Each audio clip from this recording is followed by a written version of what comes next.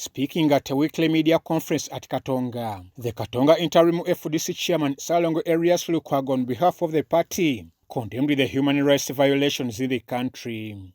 Lukwago pointed out the issue of the abductions and missing persons as well as victims of torture. As leaders here, we are really appalled by what is happening in the country. The situation is dire, it's worrying, and it's a matter of concern to all of us. Courts are within the public domain, and you have also witnessed the proceedings before Parliament about the same. Lukwago also lodged a complaint against the Uganda Human Rights Commission head Mariam Wangadya, whom he accused of failure to execute services with a prejudice and demanded for her resignation. The institutions charged with protection of human rights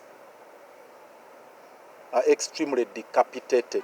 Uganda Human Rights Commission, which should be a vanguard of protection of human rights, whose constitutional mandate is very clear, is helpless now. What has been happening of recent here with the commission headed by Mariam Wangadya? She's a lawyer. She's alive to the provisions of this particular constitution. Now you see her in the media everywhere at press conferences, claiming that we don't see complainants.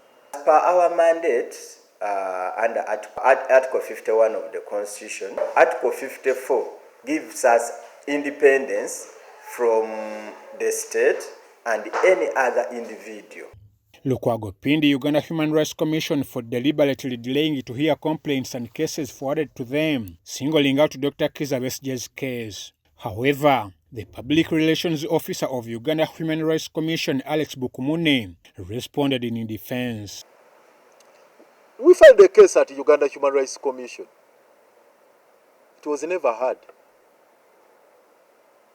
2016, 17, until this year, 2023.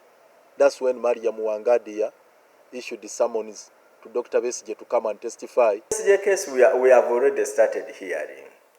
But what they complain of, they say it delayed to reach the level of hearing. It is beyond our control. Because remember, this is an institution which has been, which took at least 2 years, almost 2 years, without the head, the chairperson. And you know, once there is no chairperson, then it's like the institution is not there. It can only do investigations and keep the file. It cannot take the matter to the tribunal to be heard, because the tribunals are chaired by the chairperson and at least 3 commissioners. So in that whole 2 years, if we had a chairperson, the matter of Dr. Besigye by now would have been concluded. Lukwago has threatened legal action in the East African Union Court, the African Continent Courts, as well as the International Criminal Court. We decided to invoke the powers of the prosecutor under the ICC. We moved the prosecutor under the ICC to commence the pre-trial chambers within the ICC court under the Rome Statute to cause the prosecution of these particular individuals. I'm Ivan Juko for UBC.